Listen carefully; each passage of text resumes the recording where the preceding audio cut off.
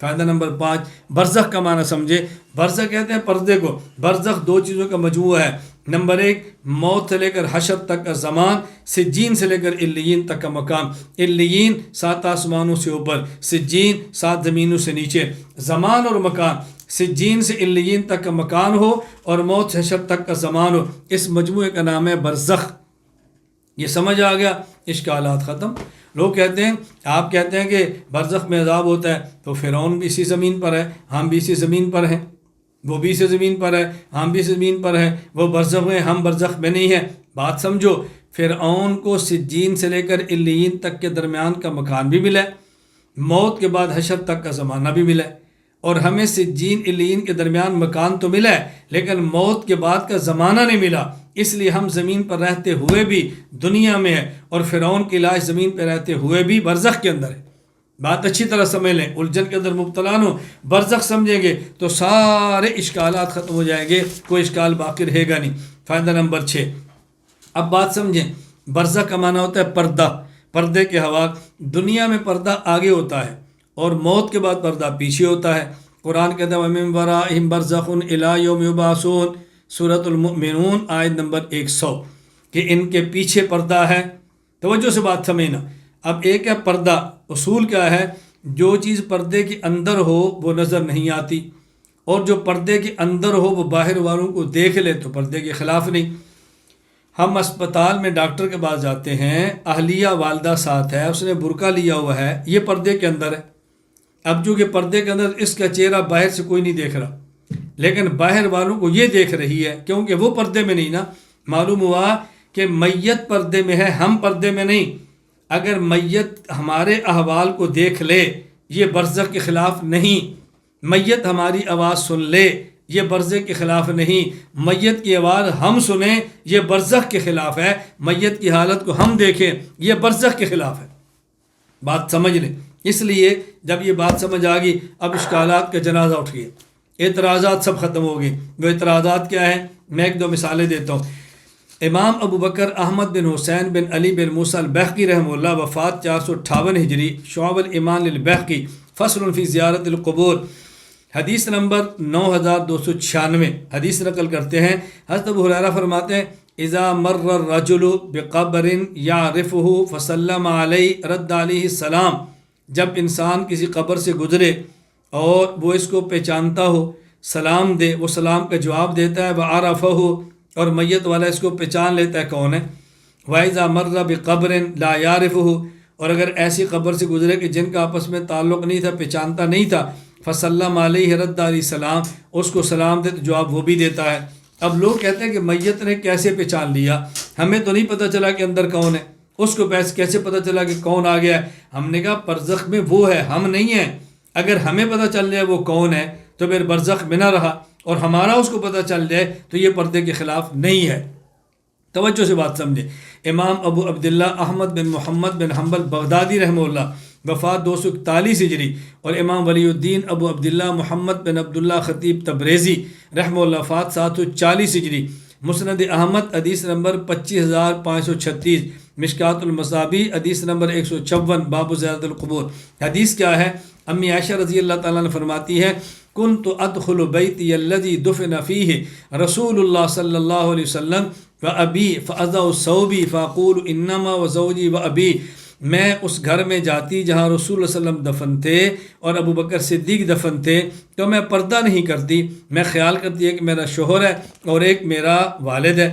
لیکن فلما دفن عمر معہم، اور جب حضرت عمر رضی اللہ تعالیٰ عنہ وہاں پہ دفن ہو گئے، فواللہ ما دخلت الا وانا مشدودۃ علی ثیابی حیاء من عمر، خدا کی قسم میں پھر بغیر پردے کے کبھی نہیں جاتی، مجھے عمر سے حیا تھی۔ اب لوگ اشکال کیا کہتے ہیں؟ کہتے ہیں عمر کیسے ان کو دیکھ لیتے؟ بات سمجھیں، عمر پردے میں ہے، حضرت عائشہ پردے میں نہیں، عائشہ تو دنیا میں ہے، یہ تو برزخ سے باہر ہے۔ حضرت عائشہ عمر کو دیکھ لیں تو برزخ کے خلاف ہے، حضرت عمر اگر عائشہ کو دیکھ لیں رضی اللہ تعالی عنہا تو پردے کے خلاف نہیں ہے۔ یہ بات اچھی طرح ذہن میں رکھ لیں۔ برزخ کا معنی سمجھ میں آنے سے سارے اشکالات ختم ہو جائیں گے، سب اشکالات ختم ہو جائیں۔ اور اگر باہر والا جو دنیا میں ہے وہ قبر کے حوال کو دیکھے، یہ یا معجزہ ہوگا یا کرامت ہوگی، کیونکہ یہ خرق عادت ہے۔ جس طرح حدیث کے اندر موجود ہے، حضرت امام مسلم نے وفات 261 ہجری، صحیح مسلم حدیث نمبر 2375 میں نقل کیا، رسول اللہ صلی اللہ علیہ وسلم نے فرمایا مررت علی موسیٰ لیلۃ اسری بی عند الکثیر الاحمر وهو قائم یصلی فی قبری، موسیٰ علیہ السلام قبر سے میرا گزر ہوا معراج کی رات کو میں نے دیکھا وہ قبر میں کھڑے ہو کر نماز پڑھ رہے تھے۔ اب موسیٰ علیہ السلام کا نماز پڑھنا یہ معجزہ نہیں، بلکہ رسول اللہ صلی اللہ علیہ وسلم کا موسیٰ علیہ السلام کو برزخ میں دیکھ لینا یہ اللہ کے نبی صلی اللہ علیہ وسلم کا معجزہ ہے۔ بات ذہن نشین فرما لیں۔ یہاں لوگ ایک اشکال کرتے ہیں، ہمارا موضوع نہیں ہے، میں صرف مختصر بات کر رہا ہوں۔ اشکال کیا کرتے ہیں کہ حضرت عائشہ رضی اللہ تعالیٰ عنہا کو حضرت عمر رضی اللہ تعالیٰ عنہ منو مٹی سے دیکھ لیا، تو جب آپ نے پردہ کر لیا دوپٹہ اور چادر کا تو باریک سے کپڑے سے نہیں دیکھا، یہ کیسی عجیب بات ہے۔ میں نے کہا بات سمجھو، اگر 1 میٹر چوڑا لوہا ہو، 70 میٹر لمبا ہو، ایک طرف آپ کرنٹ لگائیں فوراً دوسرے کونے پر آ جائے گا، لیکن اگر درمیان میں آدھے انچ کا ربڑ ہو تو پھر کرنٹ نہیں جائے گا۔ کہا جی نہیں۔ میں نے کہا اگر میں پوچھوں 1 میٹر چوڑے لوہے سے کرنٹ گزر سکتا ہے تو آدھے انچ ربڑ سے کیوں نہیں گزرا؟ آپ کیا جواب دیں گے؟ اگر حضرت عمر رضی اللہ عنہ منو مٹی سے دیکھ لیں اور کپڑے سے نہ دیکھ سکے، جو جواب آپ دو گے وہی جواب ہمارا ہوگا۔ بات بڑی آسان سی ہے، سمجھانا مشکل نہیں ہے، لیکن عقل ہو، ہمت ہو اور انسان کے اندر کھلا دل ہو تو پھر بات سمجھ آتی ہے۔ ضد اور بغض کا دنیا میں کوئی علاج نہیں۔ باقی انشاءاللہ حیات الانبیاء پر بات ہو، سماع اموات پر بات ہو، توسل پر بات ہو، جب اپنے عنوان پر عقائد پر بات تفصیل سے آئے گی ہم ایک عقیدے پر دلائل دیں گے اور دشمنان دین کے اعتراضات کو انشاءاللہ ٹھوکروں سے اڑا کے رکھ دیں گے، لیکن اس وقت کہ جب اس کا موقع آئے گا۔ ابھی تو الفقہ الاکبر میں جو عقائد اس پر قدرے بات کر رہا ہوں تاکہ ہم کتاب مکمل کر رہے ہیں۔ میں نے گزشتہ کتب میں وعدہ کیا تھا ہم قدر تفسیر الفقہ الاکبر میں بات کریں گے، اس لیے تھوڑی سی تفصیل کے اندر بات چل رہی ہے۔ والبعث بعد الموت، بعث بعد الموت پر ایمان۔ حضرت امام اعظم رحمۃ اللہ علیہ نے والبعث بعد الموت فرمایا، والاحیاء بعد الموت نہیں فرمایا۔ کیوں؟ اس لیے کہ موت کے بعد قبر میں زندگی ہے، والیوم الآخر، لیکن وہ مخفی ہے، وہ حیات نظر نہیں آ رہی، اور حشر میں زندگی کھلی ہوگی، ہر کسی کو نظر آئے گی۔ اس لیے والبعث بعد الموت فرمایا کہ زندہ ہے لیکن حیات مخفی ہے، اور حشر میں وہی حیات علانیہ ہو جائے گی۔ اس لیے فرمایا والبعث بعد الموت، اب اس کو کھڑا کر دیا جائے گا، یہ نہیں کہ اس کو زندہ کر دیا جائے گا، کھڑا کر دیا جائے گا۔ توجہ سے بات سمجھنا فائدہ۔ قبر کی حیات نظر نہ آنے والی مخفی حیات ہے، یہ آنکھ سے نظر نہیں آتی، ہاتھ لگائیں تو اس کو محسوس نہیں کر سکتے، اور قیامت کے دن جب قبروں سے نکلیں گے تو حیات بالکل کھلی ہوگی۔ اس لیے کبھی اس اٹھانے کو لفظ بعث سے تعبیر کرتے ہیں، کیوں؟ حیات تھی لیکن اٹھا دیا۔ کبھی لفظ احیا سے تعبیر کرتے ہیں کہ حیات مخفی تھی، حیات ظاہری ہو گئی، دونوں کا خیال کیا۔ مثلا سورۃ المؤمنون آیت نمبر 16، ثم انکم یوم القیامت تبعثون، سورۃ المؤمنون آیت نمبر 100، ومن ورائہم برزخ الی یوم یبعثون، یہاں لفظ بعث لائے۔ سورۃ البقرہ آیت نمبر 73، فقلنا اضربوہ ببعضہا کذالک یحیی اللہ الموتى ویریکم آیاتہ لعلکم تعقلون، احیاء لائے۔ سورۃ الفصلات آیت نمبر 39، ان الذی احیاھا لمحیی الموتى انہ علی کل شیء قدیر، احیاء لائے۔ تو جب اس بات کو دیکھا حیات مخفی ہے اور اب حیات ظاہری ہے تو لفظ احیا، اور جب یہ دیکھا کہ حیات ہے اور اب اس کو کھڑا کرنا ہے والبعث، تو دونوں قسم کے الفاظ قرآن کریم کے اندر بعث کا لفظ بھی ہے، احیا کا لفظ بھی ہے، اور دونوں ہمارے موقف کے مطابق ہے، کوئی آیت بھی ہمارے موقف کے خلاف نہیں ہے۔ اب ذرا بات سمجھیں۔ بعض لوگ کہتے ہیں کہ جی قرآن کریم نے 2 حیاتوں اور 2 موتوں کا ذکر کیا ہے، اگر آپ قبر والی حیات کا ذکر کرو گے تو پھر 3 حیاتیں اور 3 موتیں ہو جائیں گی، 3 حیاتیں اور 3 موتیں ہو جائیں گی۔ توجہ رکھنا، نہ وہ بعد میں ذکر کرتے ہیں، پہلے ایک دوسرا سوال۔ ایک اشکال یہ ہے کہ قرآن کریم کی بعض آیات سے معلوم ہوتا ہے قبر میں حیات نہیں ہے اور روح جسم کا کوئی تعلق بھی نہیں ہے۔ آیت کون سی ہے؟ سورہ مریم آیت نمبر 15، وسلام علی یوم ولد و یوم یموت و یوم یبعث حیا، کہا جی حیا کا تعلق یوم یبعث ہے کہ قیامت کے دن ان کو زندہ کر کے کھڑا کیا جائے گا۔ اسی طرح سورہ مریم آیت نمبر 33، والسلام علی یوم ولدت و یوم اموت و یوم ابعث حیا، قیامت کے دن زندہ کر کھڑا کیا جائے گا، تو معلوم ہوتا ہے کہ حیات قیامت کے دن ہوگی، قبر کے اندر نہیں ہوگی۔ ہم نے کہا یہ اشکال علم النحو سے ناواقف ہونے کی وجہ سے ہے۔ کیوں؟ یوم یبعث میں ہوا ضمیر ذوالحال حیًّا حال، ابعث میں انا ضمیر مستتر ذوالحال حیًّا حال، اور ذوالحال اور حال کا قاعدہ یہ ہے کہ ذوالحال کے فعل اور حال ان دونوں کا زمانہ ایک ہوتا ہے۔ جاءنی زید راکبا، زید میرے پاس آیا سوار ہو کر، زید ذوالحال ہے، آنا مجیت اس کا فعل ہے، اور راکب حال ہے، تو مجیت اور رکوب اکٹھا ہوگا، جب آیا تو سوار تھا۔ توجہ رکھنا، ضابطہ کیا؟ ذوالحال کا فعل ذوالحال اور حال ان کا زمانہ ایک ہوتا ہے۔ اس سے پہلے کی کیفیت کا تعلق اس سے نہیں ہوتا، اس سے پہلے کیفیت کا تعلق اس سے نہیں ہوتا۔ ایک شخص ہمارے پاس آتا ہے، گاڑی پر سوار ہو کر آتا ہے، ہم کہتے ہیں فلاں شخص میرے پر ہے گاڑی پر سوار ہو کر، اس کا معنی یہ تو نہیں تھا کہ وہ ہندوستان سے یا پاکستان سے یا بنگلہ دیش سے یا برما سے، انگلینڈ امریکہ سے وہ میرے پاس گاڑی پر سوار ہو کر آئے۔ میں بتا دوں جب میرے پاس پہنچا تو گاڑی پر سوار تھا، اس سے پہلے وہ جہاز پر تھا، بحری پر تھا، ہوائی پر تھا، مجھے نہیں پتہ۔ اسی طرح آپ ذرا سمجھیں کہ جب یہ قیامت کے دن بعثت ہوگی تو حیات ہوگی، یعنی حیات اور بعث اکٹھا ہوگا۔ اس سے پہلے قبر میں حیات تھی یا نہیں، یہ آیت اس سے خاموش ہے۔ ابعث حیا، جب قیامت کے دن کھڑے ہوں گے تو حیات اور بعث اکٹھا ہوگا، اس سے پہلے قبر میں حیات تھی یا نہیں، وہ آیت اس سے خاموش ہے۔ اس لیے ان آیتوں سے یہ ثابت کرنا کہ قبر میں حیات نہیں، یہ جہالت کے سوا کچھ بھی نہیں ہے۔ دوسرا اشکال کیا ہے؟ کہتے ہیں قرآن کریم کی آیت سے معلوم ہوتا ہے کہ حیاتیں بھی دو ہیں، موتیں بھی دو ہیں۔ جب آپ قبر کی حیات کے قائل ہوں گے تو پھر حیاتیں تین اور موتیں تین ہو جائیں گی۔ سورۃ المومن آیت نمبر 11، ربنا امتنا سنتین واحییتنا سنتین فاعترفنا بذنوبنا، قیامت کے دن یہ کہیں گے اللہ آپ نے دو موتیں دی اور آپ نے دو زندگیاں دی۔ آپ کہتے ہیں قبر میں حیات ہے تو پھر حیاتیں تین ہوگی۔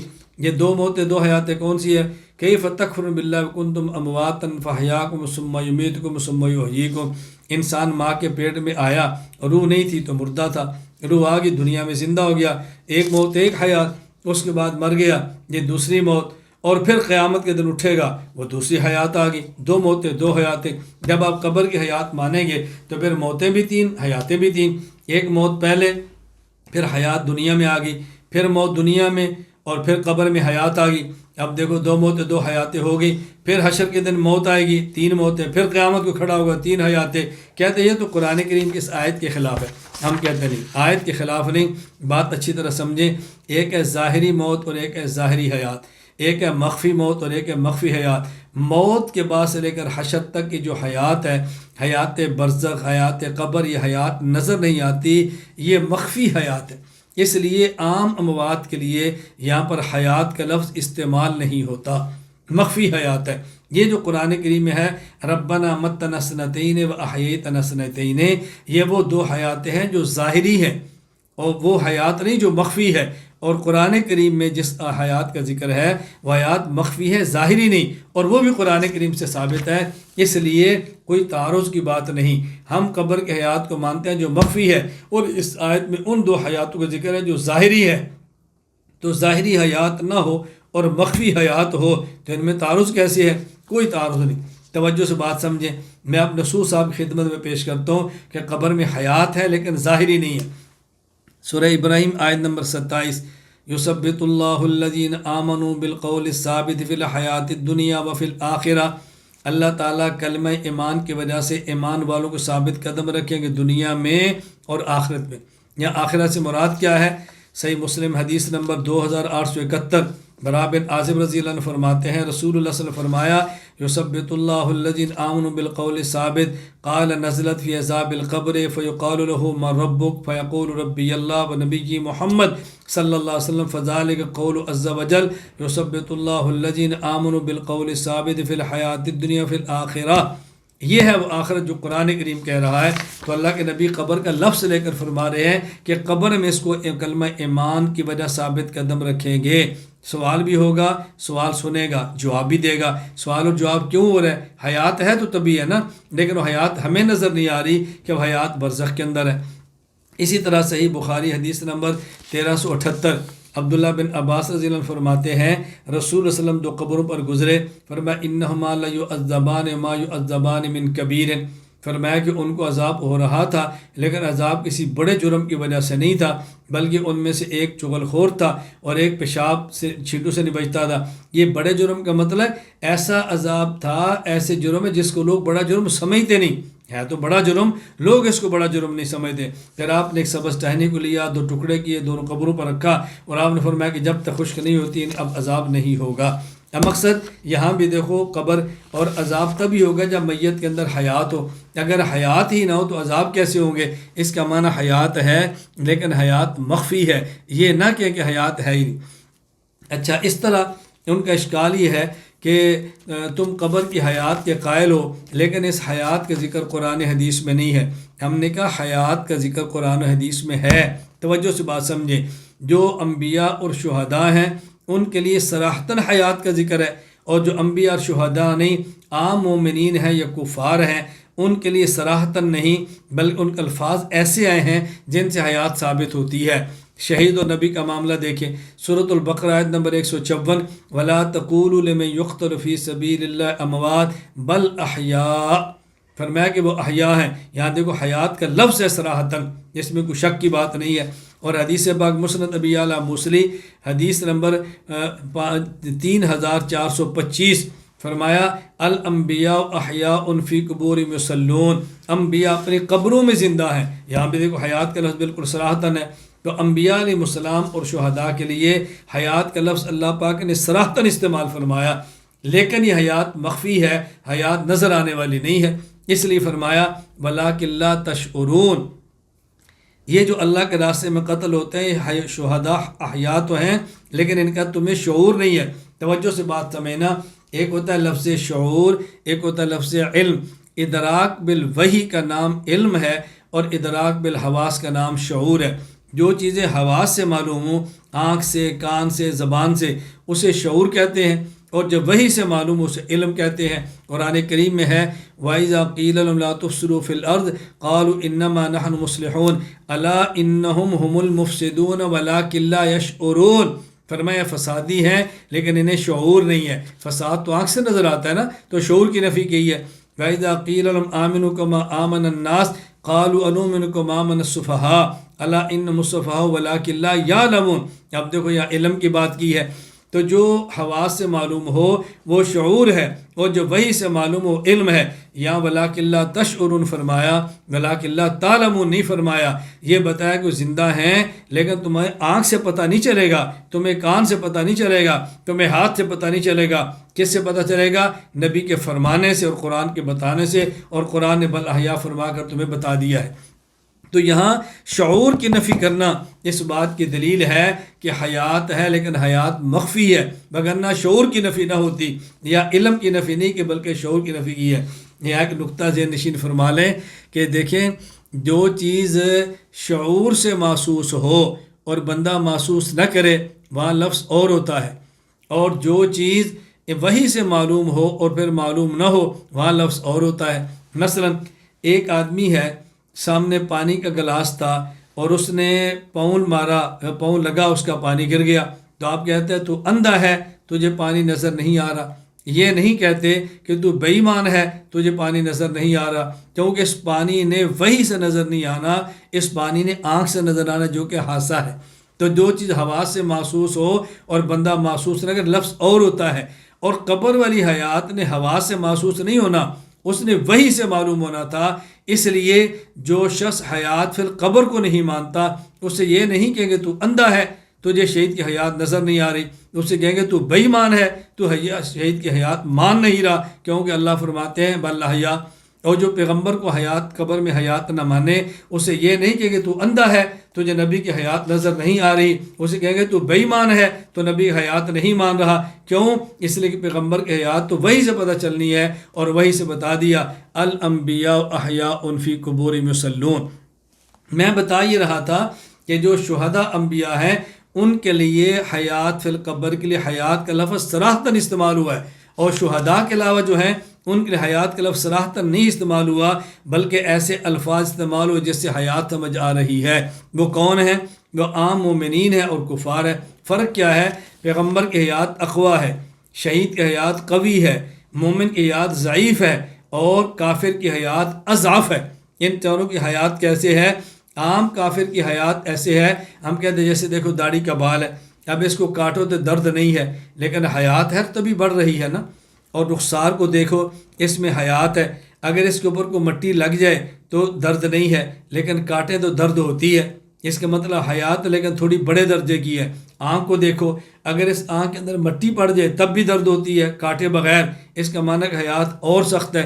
اور اگر دماغ کو دیکھو، ہلکی سی ہوا بھی لگ جائے تو اس کو درد ہوتی ہے، معلوم ہے حیات اقوا ہے۔ تو بال کی حیات ایسے جیسے کافر کی، رخسار کی حیات ایسے جیسے شہید کی، نہ جیسے عام مومن کی، اور آنکھ کی پتلی کی حیات ایسے جیسے شہید کی، اور دماغ کی حیات ایسے پیغمبر کی حیات کے درجات ہیں۔ تو پیغمبر اور شہید کے لیے لفظ حیات صراحتاً آ گیا کہ ان کی حیات قوی اور اقوا ہے، اور کفار اور مومنین وغیرہ کے لیے حیات کا لفظ صراحتاً نہیں آیا۔ کیوں؟ اس لیے کہ ان کی حیات مخفی ہے، حیات ظاہری نہیں ہے۔ مخفی حیات کا لفظ کون سے آئے؟ کہیں لفظ عذاب آیا کہ عذاب زندہ کو ہوتا ہے، ایلام الحی علی سبیل الحوال، ایلام العلم الی الحی، حی ہوگا تو حیات ہوگی، وگرنہ حی ہوگا تو عذاب ہوگا، وگرنہ عذاب کا کیا معنی ہے؟ کبھی لفظ عود روح آئے گا کہ روح لٹا دیا گیا، اعادہ روح، اور کبھی لفظ آئے گا نوم کا، سو گیا ہے، اور سونا تبھی ہوتا ہے جب حیات ہو، وگرنہ حیات کا کیا معنی ہے؟ اعادہ روح کے الفاظ مسند احمد حدیث نمبر 18443 پر موجود ہے۔ وہاں اللہ کے نبی صلی اللہ علیہ وسلم لفظ استعمال فرمایا روح کے لٹا دینے کا، بس صاف الفاظ موجود ہے، اعیدوہ الی الارض، اس کو لٹا دو۔ اسی طرح بعض احادیث میں الفاظ آئے ہیں، اور وہ الفاظ کون سے ہیں؟ سونے کے۔ قرآن کریم کے اندر ہے یا ویلنا من باسنا من مرقدنا، سورہ یاسین، ہمیں سونے کی جگہ سے کس نے اٹھا دیا؟ تو نیند وہاں ہوتی ہے جہاں حیات ہو، جہاں حیات نہ ہو وہاں نیند کون سی ہوگی؟ اسی طرح بعض حدیث میں الفاظ ہے، سنن ترمذی حدیث نمبر 1071، حضرت ابو ہریرہ کی حدیث، اللہ کے نبی فرماتے ہیں کہ اس کو کہا جاتا ہے نم کا نومت العروس الذی لا یوقظ الا احب اہلہ، تو سو جا۔ تو نوم کا لفظ تبھی ہوگا جب حیات ہوگی۔ قرآن میں لفظ رقود آیا، حدیث میں لفظ نوم آیا، اور رقود اور نوم کا معنی سونا ہے۔ یہ تبھی ہوگا نا جب بندے کے اندر حیات ہوگی، حیات نہیں ہوگی تو پھر اس کو نوم و رقود کیسے کہیں گے؟ خلاصہ کیا ہے؟ قبر میں حیات ہے لیکن مخفی ہے۔ شہید اور نبی کی حیات اقوا اور قوی ہے، وہاں صراحتاً لفظ حیات آ گیا، اور بقیہ کی حیات اضعف اور ضعیف ہے۔ کبھی عذاب کا لفظ آیا، کبھی ثواب کا لفظ آیا، کبھی اعادہ روح کا لفظ آیا، کبھی نوم کا آیا، کبھی رقود کا آیا، جس سے حیات معلوم ہوتی ہے، لیکن اب حیات مخفی ہے، وہ حیات ظاہری نہیں ہے۔ اس بات کو بہت اچھی طرح ذہن نشین فرما لیں۔ اللہ تعالیٰ مجھے اور آپ کو بات سمجھنے کی توفیق عطا فرمائے۔ میں یہاں پہ ایک لطیفہ عرض کیا کرتا ہوں کہ ایک مرتبہ میں سبق پڑھا رہا تھا، اور سبق کے اندر حدیث پاک آئی کہ رسول اکرم صلی اللہ علیہ وسلم نے فرمایا جب قبر میں سوال ہوتا ہے من ربک من نبیک ما دینک، تو میت جواب دیتی ہے ربی اللہ نبی محمد صلی اللہ علیہ وسلم دین الاسلام۔ تو پھر فرشتہ کہتا ہے افرشوا لہ من الجنہ، جنت کا بچھونا دو، البسوا لہ من الجنہ، جنت کا لباس دو، وافتحوا لہ بابا الی الجنہ، جنت کا دروازہ کھول دو، فیاتیہ من طیبہا ورائحہا، جنت کی خوشبو اور ہوا اس کی قبر تک آتی ہے۔ پھر فرشتہ کہتا ہے نم کا نومت العروس، آج ایسے سو جا جیسے پہلے رات کی دلہن سوتی ہے۔ تو مجھے ایک طالب علم کی چٹ آئی کہ استاد جی پہلی رات دلہن سوتی بھی ہے؟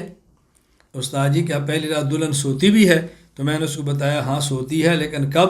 فرشتے نے پوچھا تیرا رب کون ہے، تیرا نبی کون ہے، تیرا دین کیا ہے؟ جب اس نے بتایا میرا رب اللہ ہے، میرا نبی حضرت محمد صلی اللہ علیہ وسلم، میرا دین اسلام، کا اب تو سو جا، تیرا کام مکمل ہو گیا، اب سو جا۔ میں نے کہا سوتی ہے جب اس کا اپنا کام مکمل ہو جاتا ہے، سوتی ہے لیکن اپنا کام مکمل ہونے کے بعد۔ اب ذرا بات سمجھیں، اللہ کے رسول صلی اللہ علیہ وسلم نے نم کا نومت العروس فرمایا، کیا اتنا کہہ دینا کافی نہیں تھا؟ تو سو جا۔ جیسا دلہن کا لفظ استعمال کیوں فرمایا ہے؟ یہ دلہن کا لفظ استعمال فرمایا تو میں عقیدہ سمجھ آیا، یہ دلہن کا لفظ نہ فرماتے تو یہ بات سمجھ نہ آتی۔ الفاظ نبوت کی بلاغت اور فصاحت آپ دیکھیں، ایک لڑکی کسی لڑکے کو چاہتی ہے لیکن اللہ سے ڈرتی ہے اور خاندان کا بھی خوف ہے، میسج نہیں کرتی، فون نہیں کرتی، ملاقات نہیں کرتی، بات نہیں کرتی، اللہ کا بھی خوف ہے اور خاندان کی بھی خوف ہے، لیکن چاہتی ہے۔ اگر وہی لڑکی اسی لڑکے کے پاس اگر نکاح کے بعد آ جائے، نہ اللہ کا خوف ہے نہ خاندان کا خوف ہے، کچھ بھی نہیں، بالکل اسی طرح مومن نے قبر میں جانا ہے تو قبر میں ظلمت کا گھر ہے، یہ کیڑوں کا گھر ہے، تنہائی کا گھر ہے، اس کو خوف آتا ہے۔ جب یہ کلمہ ایمان کے ساتھ آ، جب اس کو کوئی خوف نہیں، تو رسول اللہ صلی اللہ علیہ وسلم نے دلہن کا لفظ استعمال کر کے یہ بات سمجھا دی کہ جس طرح کوئی لڑکی کسی لڑکے کے پاس کلمہ نکاح کے ساتھ آ جائے اس کو خوف نہیں ہے، اسی طرح بندہ مومن جب قبر میں کلمہ ایمان کے ساتھ آتا ہے اس کو بھی خوف نہیں ہے۔ اب دیکھو یہ دلہن کے لفظ سے بات سمجھ آ سکتی ہے، ویسے کیسے سمجھ آئی، لیکن جنسیت کے دل دادوں کی باتیں کیسے سمجھ آئیں؟ رسول اللہ صلی اللہ علیہ وسلم کی فصاحت اور بلاغت کو سمجھنے کے لیے انسان کی عقل اور دماغ کا تیز ہونا ضروری ہے، پھر سمجھ آئے کہ اللہ کے نبی کیا سمجھا رہے ہیں۔ یہاں ایک بات سمجھ لیں، یہ جو قبر کی زندگی ہے مخفی ہے اور قبر کی حیات مخفی ہے، اس قبر کی زندگی اور موت کے بعد کی زندگی کو سمجھنے کے لیے نیند کو سمجھنا ضروری ہے۔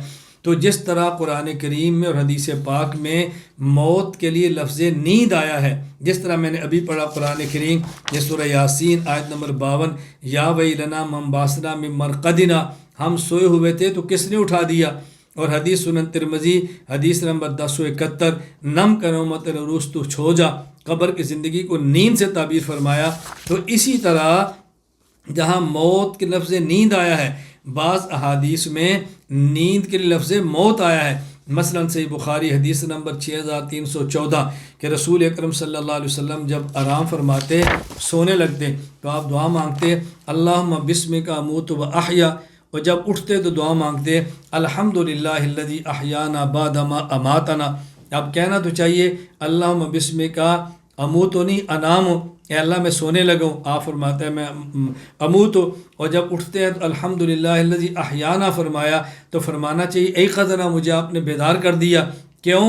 یہاں لفظ موت آیا ہے نیند کے لیے، جس طرح وہاں لفظ نیند آیا ہے موت کے لیے، یہ سمجھانے کے لیے اگر موت کو سمجھنا ہے تو نیند کو سمجھو، نیند سمجھ آ گئی تو موت سمجھ آ جائے گی۔ جب انسان جاگتا ہے تو انسان کے جسم پر احوال آتے ہیں اصالتاً، اور جسم کے واسطے سے جاتے ہیں روح پر، اور جب انسان سویا ہوتا ہے تو انسان کے حالات ڈائریکٹ آتے ہیں روح پر، اور روح کے واسطے سے آتے ہیں انسان کے جسم پر۔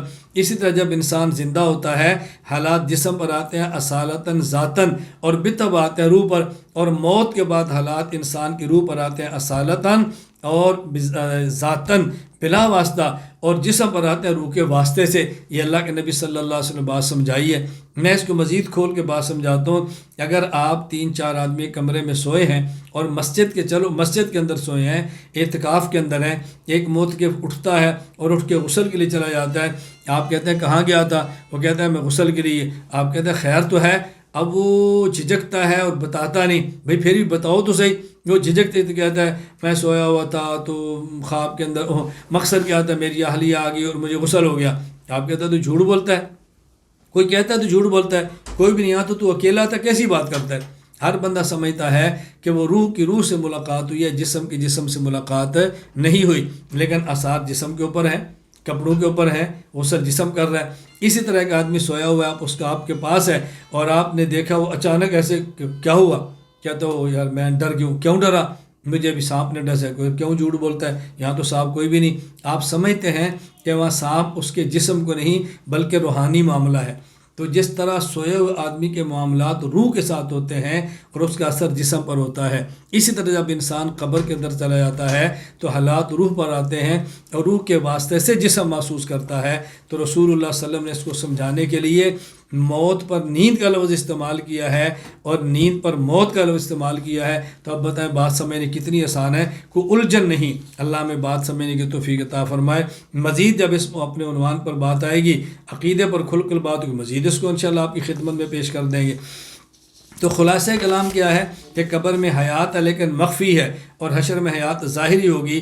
تو قبر کی مخفی حیات کو دیکھیں، وہاں حیات نہیں ہوگی بلکہ اٹھایا جائے گا تو لفظ باس آتا ہے، اور کبھی یہ دیکھتے ہیں کہ حیات ہے لیکن مخفی ہے، توجہ رکھنا مخفی ہے، اب ظاہری حیات آ گئی ہے تو لفظ احیا استعمال ہو گیا۔ یعنی اگر یہ دیکھیں کہ قبر میں حیات ہے اگرچہ مخفی ہے، اب قیامت کو اٹھایا جائے گا، زندہ کو لفظ باس آ گیا۔ اور اگر یہ دیکھیں حیات ہے مخفی ہے اور قیام حیات ظاہری ہے، اب لفظ احیا لایا گیا تو کبھی لفظ احیا ہے کبھی لفظ باس ہے۔ حضرت امام ابو حنیفہ رحمۃ اللہ علیہ نے والیوم کا لفظ الگ لائے ہیں، والباس کا لفظ الگ لائے ہیں۔ معلوم الفقہ الاکبر میں امام ابو حنیفہ رحمۃ اللہ علیہ قبر کی حیات بھی بتا رہے ہیں اور حشر کی حیات بھی بتا رہے ہیں۔ اس لیے اگر میں یہ کہوں اہل سنت والجماعت احناف دیوبند کا عقیدہ ہے قبر کی حیات بھی برحق ہے اور حشر کی حیات بھی برحق ہے، اور یہ عقیدہ الفقہ الاکبر سے ثابت ہے، تو میں بات غلط نہیں کر رہا، ہمارے امام نے اس عقیدے کی وضاحت فرما دی ہے۔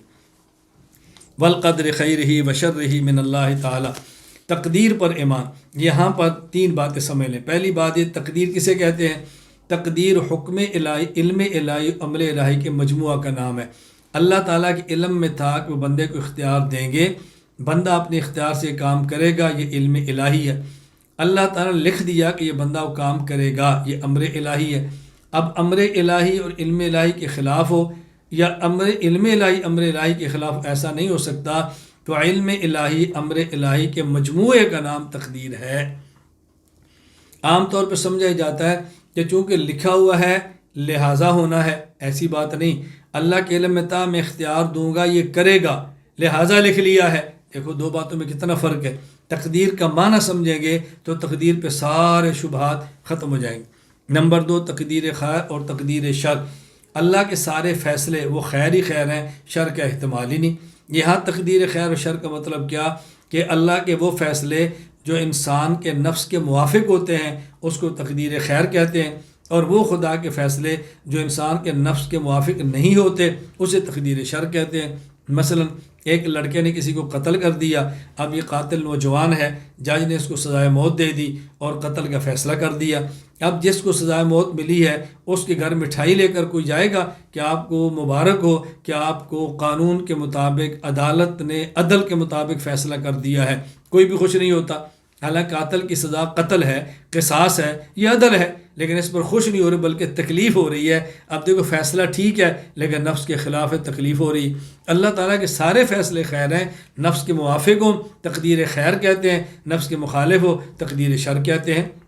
ایک انسان کی شادی ہوئی، 10 سال کے بعد اللہ تعالیٰ نے بیٹا عطا فرمایا، یہ اللہ کی تقدیر ہے، کتنا خوش ہے۔ 10 دن کے بعد بیٹا فوت ہو گیا، اب اس کو تکلیف ہو رہی ہے، پریشان ہے۔ تو پہلی تقدیر تقدیر خیر تھی اور یہ تقدیر تقدیر شر ہے ساری خیر، لیکن جو نفس کے موافق وہ تقدیر خیر کہتے ہیں، جو نفس کے مخالف وہ تقدیر شر کہتے ہیں۔ تیسری بات سمجھیں، ایک ہے تقدیر مبرم اور ایک ہے تقدیر معلق۔ وہ تقدیر جس میں تغیر اور تبدل نہ ہو اسے کہتا ہے تقدیر مبرم، اللہ لوح محفوظ میں لکھ دیا، اور وہ تقدیر جس میں تغیر اور تبدل ہو اسے کہتا ہے تقدیر معلق، یعنی جو تبدیل ہو جائے وہ تقدیر معلق ہے، جو تبدیل نہ ہو وہ تقدیر مبرم ہے۔ یعنی یہ مقدر میں لکھا ہے صدقہ کرو گے تو مصیبت ٹل جائے گی، نہیں کرو گے تو نہیں ٹلے گی، یہ تقدیر معلق ہے۔ تو تقدیر کی دو قسمیں ہیں، تقدیر مبرم اور تقدیر معلق۔ لیکن یہاں بات اچھی طرح سمجھ لیں، تقدیر کی یہ دونوں قسمیں معلق یا مبرک یہ بندے کے اعتبار سے ہے، اللہ کے اعتبار سے تقدیر مبرم ہی ہے، تقدیر معلق نہیں ہے، کیونکہ اللہ کے علم میں ہے کیا ہونا ہے اسی کے مطابق لکھ دیا گیا ہے۔ تو اللہ کی طرف نسبت کریں گے تقدیر مبرم ہی ہے، لیکن بندے کے اعتبار سے کریں گے تو تقدیر معلق ہے۔ کیوں؟ یہ میں نے دیکھو درخواست دی تھی نا تو ضمانت ہوگی، میں ٹکٹ کرائی تھی تو چلا گیا ہے، نہ ٹکٹ کراتا تو نہ جاتا۔ اب اس کو تو نہیں پتہ جانا ہے یا نہیں، اللہ کو تو پتہ ہے اس نے جانا ہے کہ نہیں۔ تو بندے کے اعتبار سے تقدیر کی دو قسمیں ہیں، خالق کے اعتبار سے تقدیر کی ایک ہی قسم ہے، تقدیر مبرم۔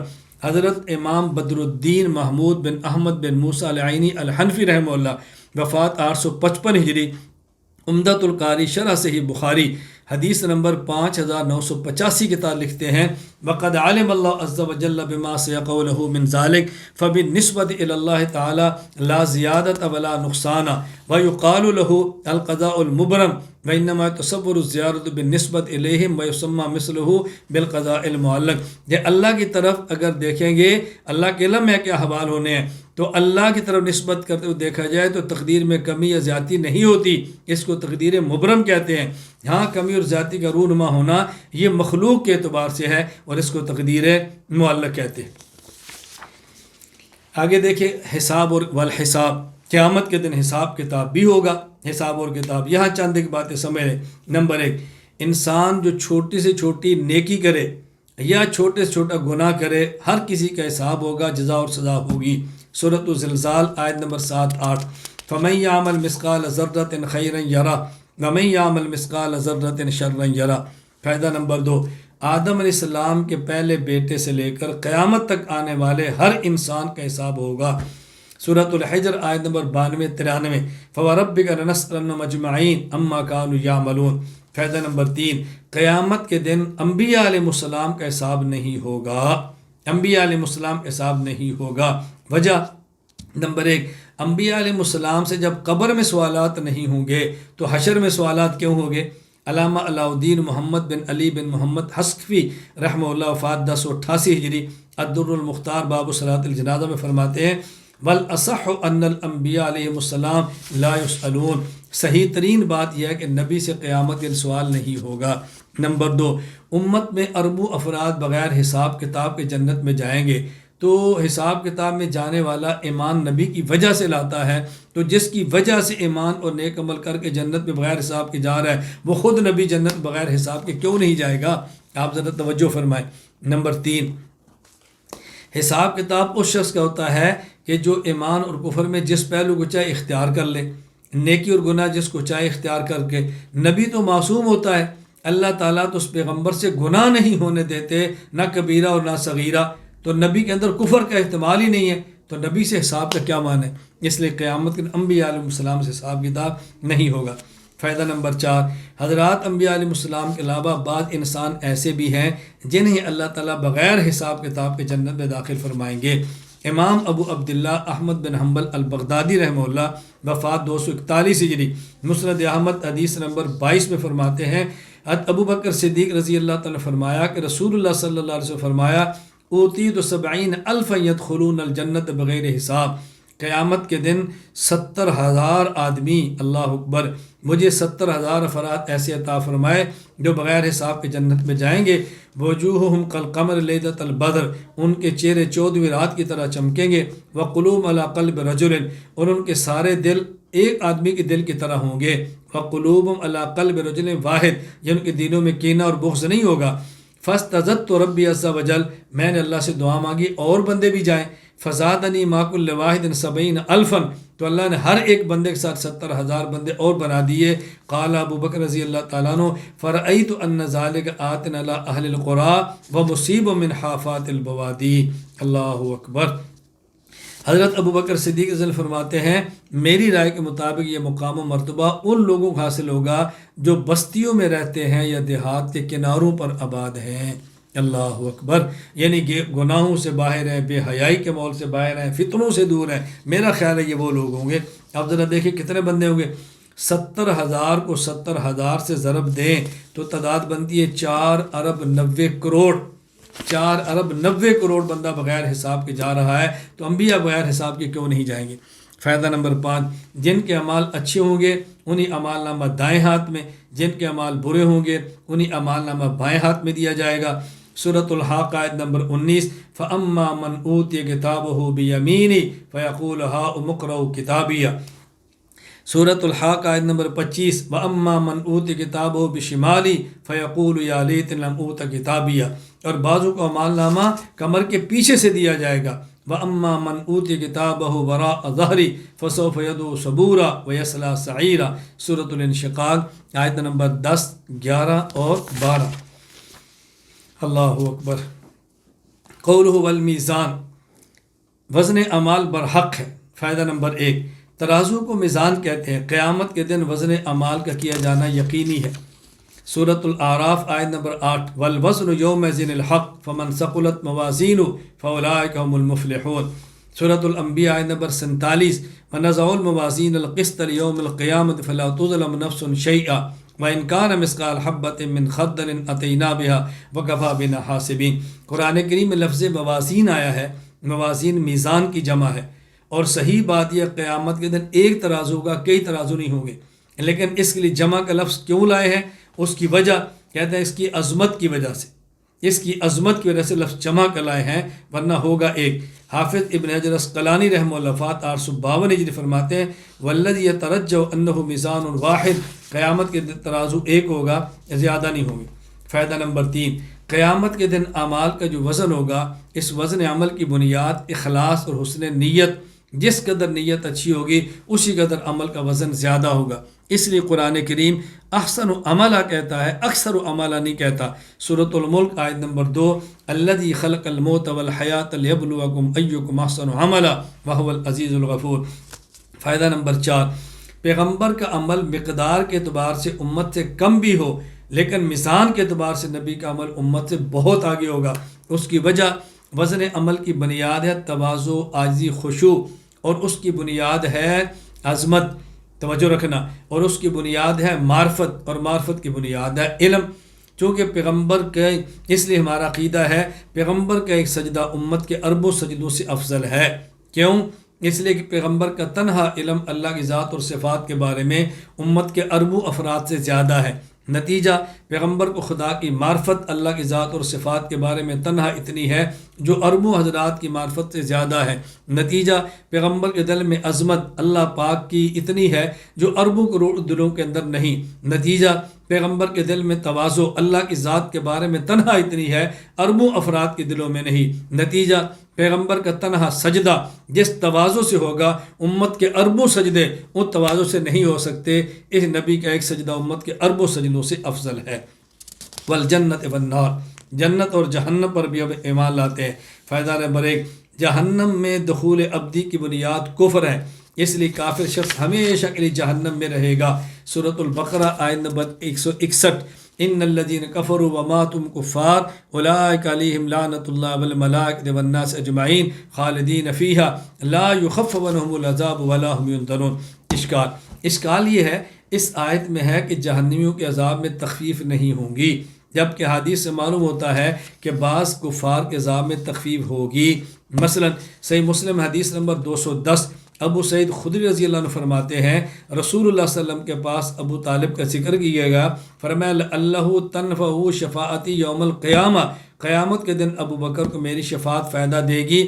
فیجعل فی زحزاح من نار یبلغ کعبیہ یغلی منہ دماغ، اس کے مقام زحزاح میں لے جایا جائے گا جہاں آگ میں ان کے پاؤں ہوں گے جس سے ان کا دماغ کھولے گا۔ معلوم ہوتا ہے کہ عذاب ان کو کم ہوگا۔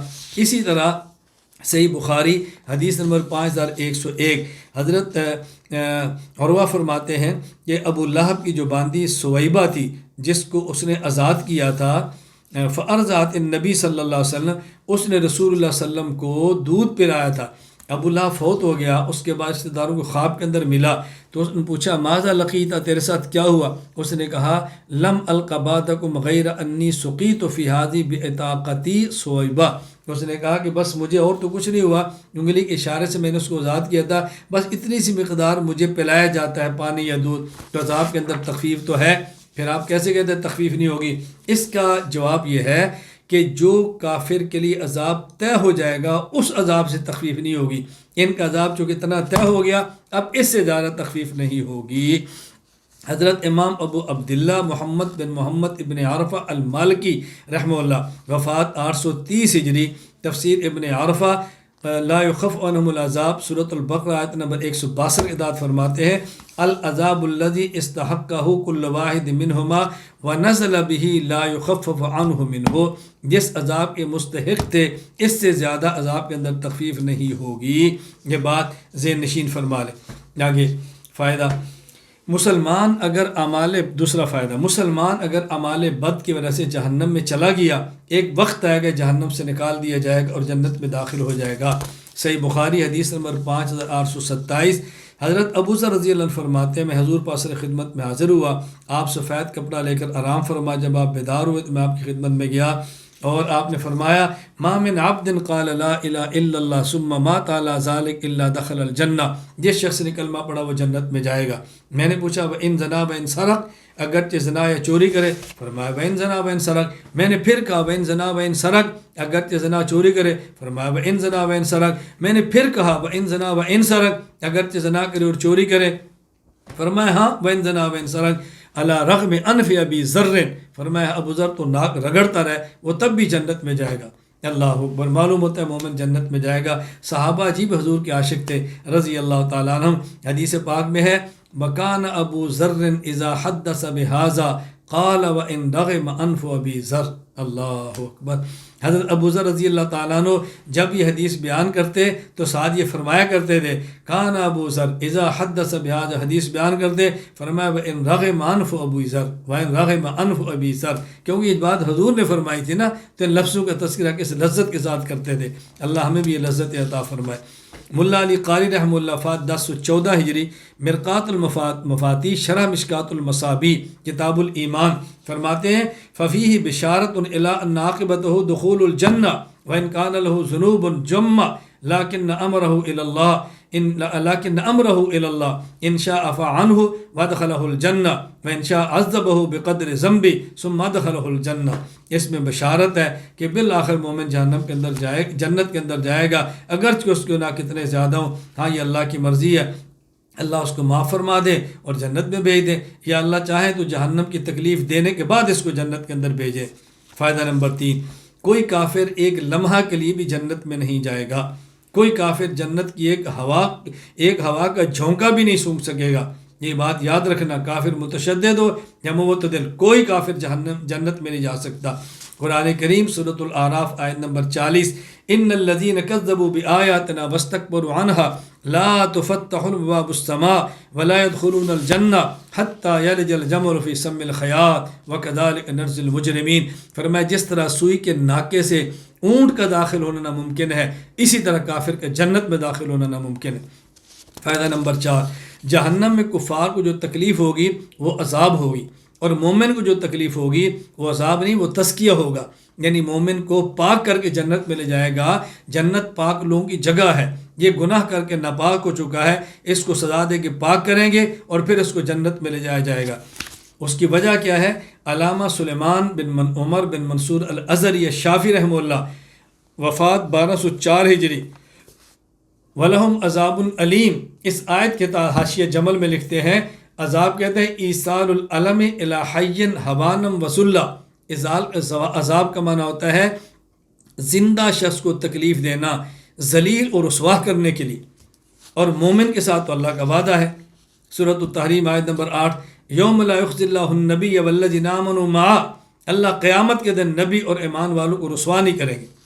عذاب کا معنی ہوتا ہے تکلیف دینا رسوا کرنے کے لیے, اور اللہ کا وعدہ ہے قیامت کو مومن کو رسوا نہیں کریں گے. اس لیے قیامت کے دن مومن کو عذاب کیسے ہوگا؟ تو کافر کو تکلیف ہوگی, جہنم میں بھیجیں گے عذاب کے لیے, اور مومن کو بھیجا جائے گا رسوا کرنے کے لیے نہیں بلکہ اس کو پاک کرنے کے لیے. حکیم الامت مجدد الملت مولانا اشرف علی تھانوی رحمہ اللہ وفات 1362 ہجری بیان القرآن میں لکھتے ہیں وَيَخْلُدْ فِيهِ مہانہ کے تحت فرمایا مومن عاصی کے لیے تزاید اور خلود نہ ہوگا, وہ تزکیہ اور تطہیر اور تزکیہ کے لیے مواقب ہوگا نہ کہ احانت کے لیے. شیخ الاسلام مولانا محمد شبیر عثمانی رحمہ اللہ وفات 1369 ہجری سورۃ البقرہ کی آیت وَلِلْكَافِرِ عَذَابٌ مُّهِینٌ کے تحت لکھتے ہیں اس سے معلوم ہوتا ہے کہ ہر عذاب ذلت کے لیے نہیں ہوتا بلکہ مسلمانوں کو جو ان کے معاصی پر عذاب ہوگا گناہوں سے پاک کرنے کے لیے ہوگا, نہ بغرض تذلیل. البتہ کافروں کو بغرض تذلیل عذاب دیا جائے گا. مفتی محمد شفیع عثمانی رحمہ اللہ وفات 1396 ہجری سورہ سبا کی آیت وَحَالَ النُّجَازِ إِلَّا الْكُفُورِ کے تحت معرف القرآن میں لکھتے ہیں سزا بطور سزا تو صرف کافر کو دی جاتی ہے, اور مومن گناہ گار کو جو تکلیف آگ وغیرہ کی دی جاتی ہے وہ صرف صورت سزا کی ہوتی ہے. در حقیقت اس کو گناہوں سے پاک کرنا مقصود ہوتا ہے, جیسے سونے کو بھٹی میں ڈال کر تپانے سے اس کا میل دور کرنا مقصود ہوتا ہے. اسی طرح مومن کو اگر کسی گناہ کی پاداش میں جہنم میں ڈالا گیا تو اس لیے کہ اس کے بدن کے وہ اجزاء جل جائیں جو حرام سے پیدا ہوئے, اور جب یہ ہو چکتا ہے تو وہ جنت میں جانے کے قابل ہو جاتا ہے. اس وقت جہنم سے نکال کر جنت میں داخل کر دیا جاتا ہے. یہاں ایک اشکال سمجھ, اشکال یہ ہے کہ بعض اکابر کی تحریر سے معلوم ہوتا ہے کہ فاسق مومن کو بھی جہنم میں رسوا کرنے کے لیے ڈالا جائے گا. حضرت شیخ الاسلام مولانا شبیر احمد عثمانی رحمہ اللہ تفسیر عثمانی میں ربنا انک من تدخل النار فقط اخزیت کے تعلق لکھتے ہیں جو شخص جتنی دیر دوزخ میں رہے گا اسی قدر رسوائی سمجھو. اس قاعدہ سے داسمی رسوائی صرف کفار کے لیے ہے. جن آیات میں عامہ مومنین سے خزیون کی نفی کی گئی ہے وہاں یہی معنی سمجھے جائیں. دوسرا اشکال، قرآن کی بعض آیتوں سے معلوم ہوتا ہے رسوائی ہوگی اور بعضوں سے معلوم ہوتا ہے کہ رسوائی نہیں ہوگی۔ دیکھو سورہ آل عمران آیت نمبر 192، ربنا انک من تدخل النار فقد اخزیتا، اللہ جس کو تو نے جہنم میں داخل کیا تو نے رسوا کیا، تو جو مومن جہنم میں گیا رسوا تو ہوا۔ اور قرآن کریم کی دوسری آیت سورہ تحریم آیت نمبر 8، یوم لا یخزی اللہ النبی والذین آمنوا معہ، اللہ قیامت کے دن ایمان والوں کو اور نبی کو رسوا نہیں کریں گے۔ بظاہر دونوں آیتوں میں تعارض ہے، جواب ذہن نشین فرما لیں، اس کا مطلب یہ ہے کہ حقیقتاً رسوائی تو ہوگی کفار کے لیے اور مومن کو رسوائی نہیں ہوگی، بلکہ وہ رسوائی کی صورت ہوگی۔ جس طرح مفتی شفیع صاحب نے معرف القرآن میں لکھا ہے، مومن گناہ گار کو جو تکلیف آگ وغیرہ کی دی جاتی ہے وہ صرف صورت سزا کی ہوتی ہے، در حقیقت اس کو گناہوں سے پاک کرنا مقصود ہوتا ہے۔ جس طرح آپ کا بیٹا ہے، اگر وہ کوئی غلطی کرے آپ اس کو کھڑا کر دیتے ہیں، آپ اس کو ڈانٹ دیتے ہیں، کبھی مارتے ہیں، اب بظاہر دیکھنے والا سمجھتا ہے بچے کو ذلیل کیا جا رہا ہے، حالانکہ باپ کا مقصود ذلیل کرنا نہیں بلکہ باپ کا مقصود تنبیہ کرنا ہے، تنبیہ کرنا اور ہوتا ہے، اور لیکن صورت تو ذلیل کی ہے، صورت تو رسوائی کی ہے نا، اسی طرح صورت رسوائی کی ہوگی، حقیقت رسوائی مقصود نہیں ہوگی۔ فائدہ نمبر 5، جہنم کے عذاب۔ جہنم کے عذاب مختلف قسم کے ہوں گے، کبھی کسی قسم کا، کبھی قسم کا۔ نمبر 1، گندک کا لباس، سورہ ابراہیم آیت نمبر 49 اور 50، وَتَرَى الْمُجْرِمِينَ يَوْمَئِذٍ مُقَرَّنِينَ فِي الْأَصْفَادِ سَرَابِيلُهُم مِّن قَطِرَانٍ فَتَغْشَىٰ وُجُوهَهُمُ النَّارُ۔ نمبر 2، آگ کا لباس، سورۃ الحج آیت نمبر 19، هَٰذَانِ خَصْمَانِ اخْتَصَمُوا فِي رَبِّهِمْ فَالَّذِينَ كَفَرُوا قُطِّعَتْ لَهُمْ ثِيَابٌ مِّن نَّارٍ يُصَبُّ مِّن فَوْقِ رُءُوسِهِمُ الْحَمِيمُ۔ گلے میں طوق اور زنجیر کا عذاب، سورۃ المومن آیت نمبر 71، اِذِ الْأَغْلَالُ فِي أَعْنَاقِهِمْ والسلاسل یسحبون، سورۃ النبأ آیت نمبر 24-25، لا یذوقون فیہا بردا ولا شرابا الا حمیما وغساقا، سانپ اور بچھو کا عذاب، مسند احمد حدیث نمبر 17643، عبداللہ بن حارث بن جس الزبیدی رضی اللہ عنہ فرماتے ہیں رسول اللہ صلی اللہ علیہ وسلم فرمایا، ان فی النار حیات کامثال اعناق البخت تلسع احداہن اللسعۃ فیجد حموۃ 40 خریفا۔ اللہ اکبر۔ جہنم میں بچھو، سانپ ہے کیسے، جن کی گردنیں اونٹ کی طرح ہیں، ایک مرتبہ ڈسیں گے تو 40 سال تک اس کا درد محسوس ہوگا، 40 سال تک۔ وَإِنَّ فِي النَّارِ عَقَارِبَ كَأَمْثَالِ الْبِغَالِ، اور وہاں بچھو ہیں جو خچر کی طرح ہیں، تلسع إحداهن اللسعۃ فیجد حموۃ 40 سنہ، 40 سال تک اس کی درد ہوگی۔ جہنم کے 7 طبقات۔ فائدہ نمبر 5، جہنم کے 7 طبقات ہیں۔ وَإِنَّ جَهَنَّمَ لَمَوْعِدُهُمْ أَجْمَعِينَ لَهَا 7 أَبْوَابٍ لِكُلِّ بَابٍ مِّنْهُمْ جُزْءٌ مَّقْسُومٌ، سورۃ الحجر آیت نمبر 43 اور 44۔ وہ اسی طرح حضرت ابو الولید عبد الملک بن عبد العزیز بن جریج المکی رحمہ اللہ، وفات 150 ہجری کا یہ قول ہے۔ حضرت امام ابو جعفر محمد بن جریر بن یزید تبری رحمہ اللہ، وفات 310 ہجری، یہ قول نقل کرتے ہیں ابو الولید عبد الملک بن عبد العزیز بن جریج المکی رحمہ اللہ، وفات 150 ہجری کا۔ تفسیر جامع البیان، لہا 7 ابواب کے تحت فرمایا، لہا 7 ابواب، اولها جہنم ثم لظا ثم الحطمہ ثم السعیر ثم سقر ثم الجحیم ثم الحاویہ۔ یہ 7 جہنم کے طبقات ہیں جن کا تذکرہ قرآن کریم کے اندر ہے۔ سورہ آل عمران آیت نمبر 12، کل الذین کفروا استغلبون وتحشرون الی جہنم، جہنم کا تذکرہ۔ سورۃ النساء آیت نمبر 10، ان الذین یاکلون اموال الیتامی ظلما انما یاکلون فی بطونہم نارا وسیصلون سعیرا، سعیر کا تذکرہ۔ سورۃ المعارج آیت نمبر 15-16، کلا انہا لظا، لظا کا تذکرہ۔ سورۃ المدثر آیت نمبر 42، ما سلککم فی سقر، سقر کا تذکرہ۔ سورۃ المطففین آیت نمبر 16، ثم انہم لصالو الجحیم، جحیم کا تذکرہ۔ سورۃ القارعہ آیت نمبر 8 سے لے کر 11، وما اما من خفت موازینہ امہ حاویہ وما ادراک ما ہی نار حامیہ، حاویہ کا تذکرہ۔ سورۃ الحمزہ آیت نمبر 4-7، کلا لینبذن فی الحطمہ وما ادراک ما الحطمہ نار اللہ الموقدہ، حطمہ کا تذکرہ۔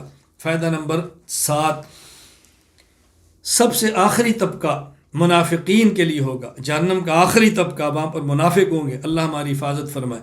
سورۃ النساء آیت نمبر 145، ان المنافقین فی الدرک الاسفل من النار ولن تجد لهم نصیرا۔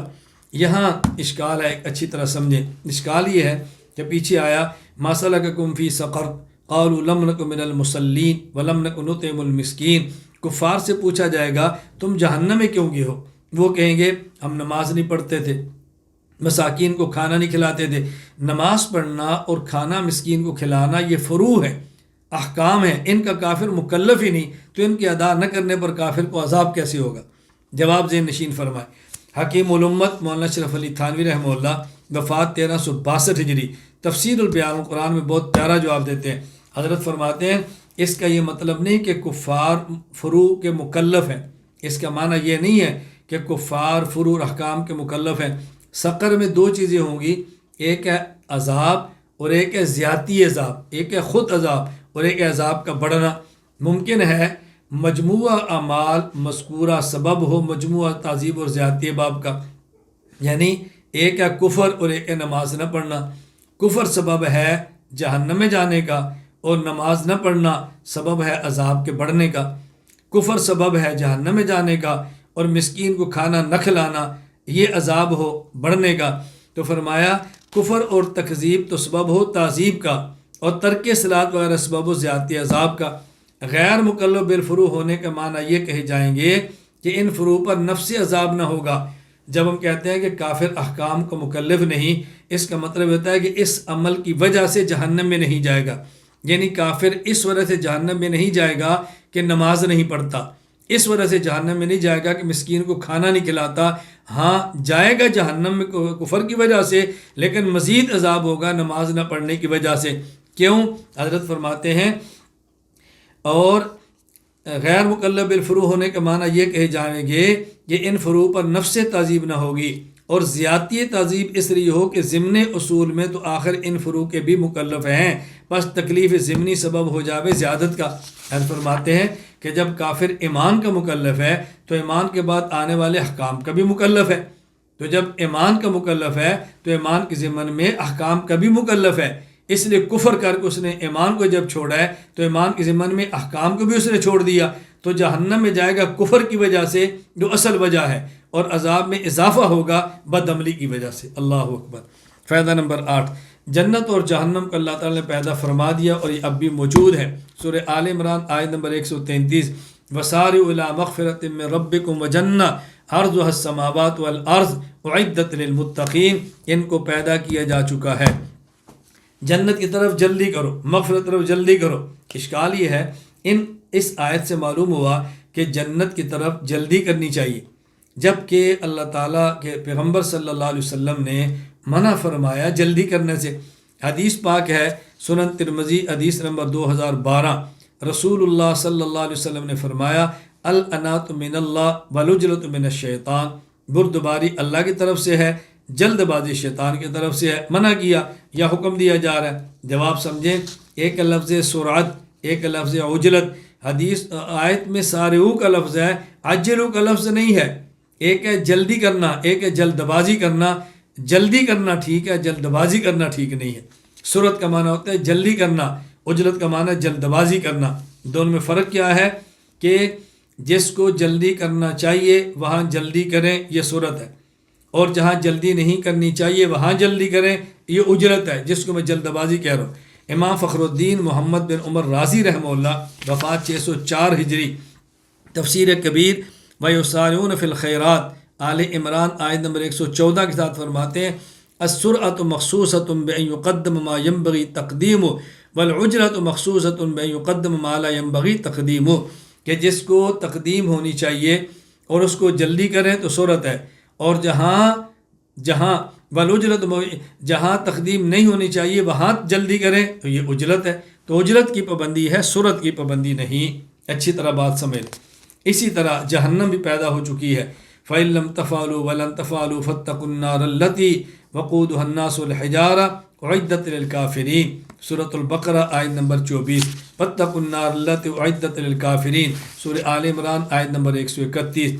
صحیح بخاری حدیث نمبر 3260، رسول اللہ صلی اللہ علیہ وسلم کے ارشاد موجود ہے، آپ نے فرمایا اشتقت النار الى ربها فقال رب اکل بعضی بعضا فاذن لها بنفسین، نفس فی الشتاء ونفس فی الصیف فاشد ما تجدون من الحر واشد ما تجدون من الزمہریر۔ جہنم نے شکوہ کیا کہ اللہ اتنی آگ ہے کہ میرا بعض حصہ بعض کو کھا رہا ہے، اللہ نے اجازت دی تم تو سانس لے لو۔ فرمایا جو سردی ہے یہ جہنم کا ایک سانس ہے، جو گرمی کا موسم ہے یہ جہنم کا دوسرا سانس ہے۔ اللہ اکبر۔ نبی کریم صلی اللہ علیہ وسلم نے ارشاد فرمایا۔ اسی طرح حدیث مسلم میں حدیث نمبر 2844 ہے، وہاں ایک عجیب حدیث ہے، رسول اللہ صلی اللہ علیہ وسلم کے ساتھ بیٹھے تھے، ابو ہریرہ فرماتے ہیں ہم بیٹھے تھے، اس سمے وجبتاً اچانک ایک آواز آئی بڑی زوردار، نبی پاک صلی اللہ علیہ وسلم فرمانے لگے تدرون ما ھذا، جانتے ہو آواز کس چیز کی ہے؟ ہم نے کہا اللہ و رسول عالم، اللہ کا رسول ہی جانتے ہیں۔ فرمایا ھذا حجر رمی بہ فی النار منذ 70 خریفہ، 70 سال پہلے یہ پتھر جہنم میں پھینکا گیا تھا، فہو یہوی فی النار الآن، اور آج یہ جہنم کے گڑھے میں پہنچا ہے، حتی انتہا الی قعرہا، مسلسل گرتا رہا، آج یہ گڑھے تک پہنچا ہے۔ اللہ اکبر۔ تو جہنم پیدا کی جا چکی ہے۔ نمبر 9، جنت اور جہنم پیدا ہے، اب جنت اور جہنم فنا نہیں ہوں گی، یہ ہمیشہ رہیں گی۔ سورۃ النساء آیت نمبر 13، وَمَن يُطِعِ اللَّهَ وَرَسُولَهُ يُدْخِلْهُ جَنَّاتٍ تَجْرِي مِن تَحْتِهَا الْأَنْهَارُ خَالِدِينَ فِيهَا۔ سورۃ البینہ آیت نمبر 8، جزاؤہم عند ربہم جنات عدن تجری من تحتها الانہار خالدین فیہا ابدا، ہمیشہ رہیں گے۔ اسی طرح صحیح مسلم حدیث نمبر 2849، حضرت ابو سعید خدری رضی اللہ تعالیٰ عنہ فرماتے ہیں رسول اللہ صلی اللہ علیہ وسلم نے فرمایا قیامت کے دن موت کو دمبے کی شکل میں لایا جائے گا اور اس کو جنت اور جہنم کے درمیان کھڑا کیا جائے گا۔ پھر فرمایا اہل جنت کو اللہ فرمائیں گے یا اہل الجنہ هل تعرفون ھذا، جانتی ہو کیا ہے؟ اللہ اکبر۔ فیشرئبون وینظرون ویقول نعم، ہاں اللہ یہ تو موت ہے۔ فرمایا یا اہل النار، جانتی ہو کیا ہے؟ وہ دیکھیں کہ یا اللہ یہ تو موت ہے۔ پھر حکم دیا جائے گا ذبح کرو، پھر کہا جائے گا یا اہل الجنہ خلود فلا موت و یا اہل النار خلود فلا موت، اہل جنت اب ہمیشہ ہے، موت ختم، جہنمی اب ہمیشہ جہنم میں، موت ختم ہے۔ پھر اللہ کے نبی صلی اللہ علیہ وسلم نے آگے آیت پڑھی وانذرہم یوم الحسرہ اذ قضی الامر وہم فی غفلتہم لا یؤمنون واشار بین الی الدنیا۔ مطلب یہ ہے کہ جنت ہمیشہ رہے گی اور جہنم بھی ہمیشہ رہے گی۔ سورۃ المائدہ آیت نمبر 37، یریدون یخرجوا من النار وما هم بخارجین منہا ولہم عذاب مقیم۔ سوال یہ ہے کہ آپ نے کہا جنت اور جہنم پیدا ہو چکی ہیں، کبھی فنا نہیں ہوگی، جبکہ قرآن کریم کی آیات سے معلوم ہوتا ہے اللہ کی ذات کے علاوہ ہر چیز فنا ہوگی۔ آیت نمبر 1 سورۃ الرحمن آیت نمبر 26، کل من علیہا فان ویبقى وجہ ربک ذو الجلال والاکرام۔ سورۃ القصص آیت نمبر 88، کل شیء ہالک الا وجہ لہ الحکم والیہ ترجعون۔ جواب، حکیم الامت مولانا اشرف علی تھانوی رحمہ اللہ، وفات 1362 ہجری، تفسیر بیان قرآن میں اس کا جواب دیا، بہت علمی جواب ہے، میں سمجھانے کی کوشش کرتا ہوں، اللہ کرے سمجھ آئے۔ حضرت فرماتے ہیں پس تریان عدم دلیل ہے عدم قدم کی، یعنی چونکہ ہمیشہ نہیں رہنا، یہ اس بات کی یعنی عدم کا طاری ہو جانا کسی بھی چیز پر، ہر چیز کے اوپر ہلاک ہونا ہے، عدم ہونا ہے، اس کا معنی ہے کہ چیز قدیم نہیں ہے۔ آگے، اور عدم قدم دلیل ہے عدم وجود کی، تو جو چیز ہمیشہ سے نہ ہو اس کا معنی ہے کہ کبھی موجود نہیں ہوتی، قدیم نہ ہونا دلیل ہے موجود نہ ہونے کی۔ اور استحقاق عبادت کے لیے وجود شرط ہے، مستحق عبادت وہ ہوگا کہ جو موجود ہو، تو جو موجود ہی نہیں ہے اس کی عبادت نہیں ہے، اور شرط کا فوت مستلزم فوت مشروط کو ہے، بس اس کے سوا کوئی مستحق عبادت نہ ٹھہرا، یہ مضمون توحید کا ہوا۔ جن روایتوں میں جنت دوزخ عرش و کرسی کا فنا نہ ہونا آیا، جیسا کہ درر منصور میں، اگر وہ سندے سے ثابت ہو جاوے تو بھی صحت دلیل صحت استدلال میں کوئی اشکال نہیں۔ حالق عام ہو جاوے، حالق الذات حالق الصفات کو، یہ جو قرآن کہتا ہے ہر چیز ہلاک ہوگی، یہ عام ہے، ذات ہلاک ہو جائے یا صفت ہلاک ہو جائے، اور صفات سب بدلتی ہیں، بالخصوص تقید بالزمان کے، کہ وہ صفت ہر کسی کی بدلتی ہے۔ میں ابھی بول رہا ہوں، کل پھر نہیں بولوں گا، ابھی ہنس رہا ہوں پھر روؤں گا، پھر کھا رہا ہوں پھر پیوں گا، تو صفات تو بدلتی رہتی ہے نا۔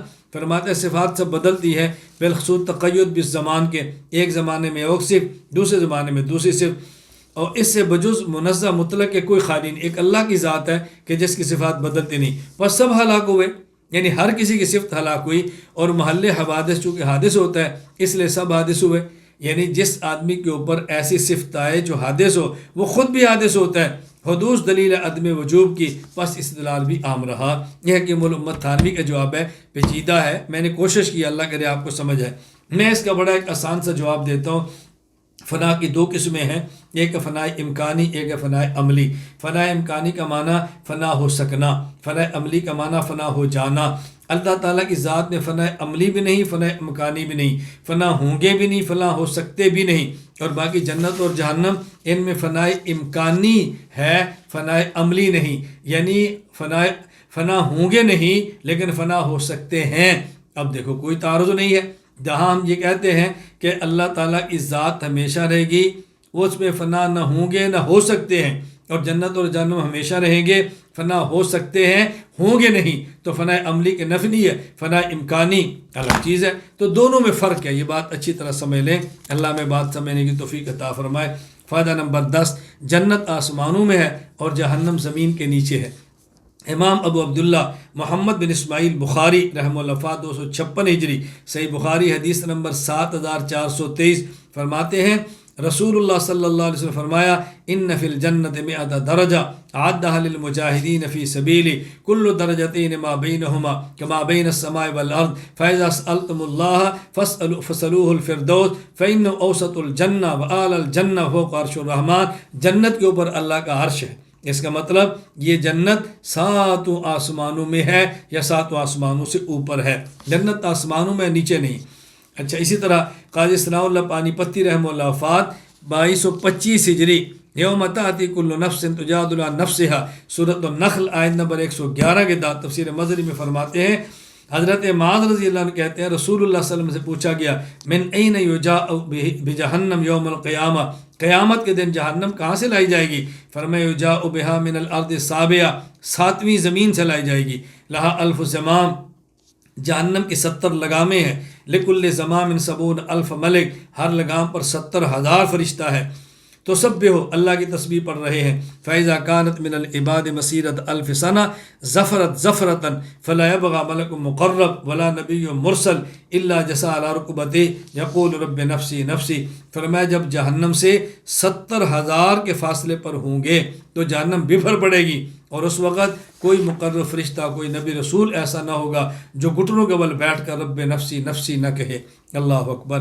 حضرت عبداللہ بن سلام رضی اللہ تعالیٰ عنہ فرماتے ہیں، المستدرک علی الصحیحین حدیث نمبر 8698، وَإِنَّ الْجَنَّةَ فِي السَّمَاءِ وَإِنَّ النَّارَ فِي الْأَرْضِ، جنت آسمان میں ہے اور جہنم زمین میں ہے۔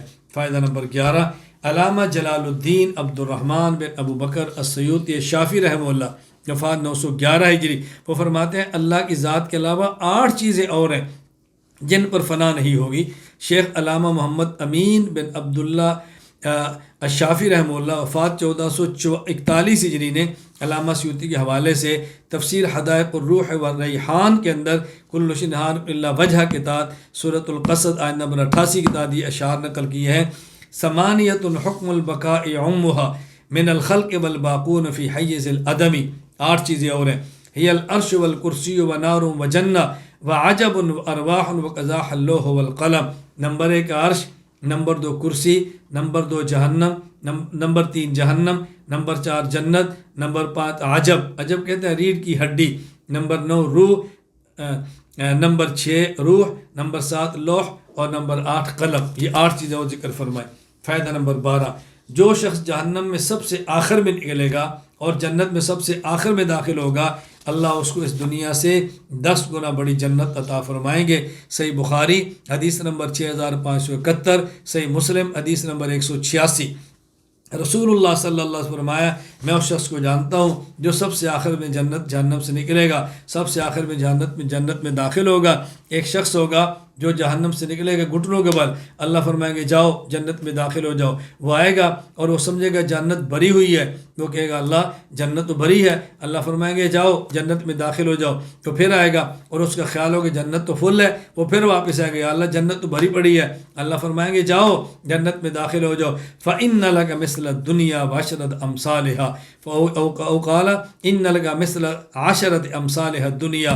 اللہ اکبر۔ فرمایا جاؤ تمہاری جنت اور دنیا جیسی 10 جنتیں، 10 دنیا دیتی اللہ تمہیں جنت عطا فرمائیں گے۔ فیقول تسخر منی، او قال تضحک منی کہ اگر اللہ مجھ سے مذاق فرماتے ہیں، وانت الملک فلقد رأیت رسول اللہ صلی اللہ علیہ وسلم ضحک حتی بدت نواجزہ وکان یقول ذلک ادنا اہل الجنت منزلہ، اللہ کے نبی ایسے مسکرائے کہ آپ کے یہ نواجز نظر آ گئے اور آپ فرمانے لگے سبحان اللہ، یہ وہ شخص ہے جو جنت میں سب سے آخری مرتبے کا ہے، اس کو 10 گنا بڑی جنت ملے گی، تو بتاؤ جو اور جنت ان کی جنت کا عالم کیا ہوگا۔ اللہ ہمیں بات سمجھنے کی توفیق عطا فرمائے۔ یہاں بات اچھی طرح سمجھ لیں، میں آخری بات عرض کرتا ہوں، ذہن نشین فرما لیں۔ ہمارے ہاں بعض لوگ کہتے ہیں کہ دل بڑا رکھو، آپ کے علاوہ اور نے بھی جنت میں جانا ہے، وہ اتنی بڑی جنت ہے، اگر صرف تم نے جانا ہے، اتنی بڑی جنت کا خدا نے اچار ڈالنا ہے، الیاذ باللہ الیاذ باللہ الیاذ باللہ۔ اللہ ہمارے ایمان کی حفاظت فرمائے۔ کس قدر یہ سنگین اور غلط جملہ ہے۔ دیکھو جنت یہ صرف رہنے کی جگہ نہیں، عیش کی جگہ ہے۔ اگر رہنے کی جگہ ہوتی تو ہم کہتے ایک اور آ گیا، 2 اور آگے، وہ تو عیش کی جگہ ہے۔ ایک آدمی کو دنیا سے 10 گنا بڑی جنت ملے گی اور اس میں ایک آدمی ہوگا، دوسرا اس میں نہیں ہوگا۔ یہ کہنا جنت اتنی بڑی ہے کسی اور کو بھی آنے دو، خالی جنت کا خدا نے اچار ڈالنا ہے، الیاذ باللہ۔ دنیا سے 10 گنا بڑی جنت ایک شخص کو ملے گی جو سب سے چھوٹے درجے کا جنتی ہے۔ تو کوئی کہہ سکتا ہے اے اللہ اتنی بڑی جنت ہے، اس نے اچار ڈالنا ہے، 10-15 کافر بھی داخل کر دو، حاشا وکاللہ حاشا وکاللہ۔ کوئی کافر متشدد ہو یا معتدل اللہ کی قسم جنت کی خوشبو نہیں سونگھ سکتا، اللہ کی قسم عرش کے سائے میں 1 سیکنڈ نہیں بیٹھ سکتا، اللہ کی قسم اس کو حوض کوثر کا 1 قطرہ پانی کا نہیں مل سکتا۔ کفر ایمان اس کو مذاق نہ سمجھو، اس کو یوں غلط باتیں نہ کرو۔ اللہ میں بات سمجھنے کی توفیق عطا فرمائے۔ جنت میں وہی جائے گا جو مومن ہے، وہ جنت میں نہیں جا سکتا جو مومن نہیں۔ یہ ہماری تقسیمیں ہیں جو غلط ہیں، یہ متشدد ہے، سخت ہے، کافر ہے، وہ متشدد ہو یا معتدل ہو۔ اللہ تعالیٰ مجھے اور آپ سب کو اپنے عقائد پڑھنے، پڑھانے، سمجھنے، سمجھانے اور پورے عالم میں پھیلانے کی توفیق عطا فرمائے۔ سبحان اللہ بحمدی، سبحان اللہ العظیم، سبحانک اللہ وبحمدک، اشہد ان لا الہ الا انت، استغفرک واتوب الیک۔ السلام علیکم ورحمۃ اللہ وبرکاتہ۔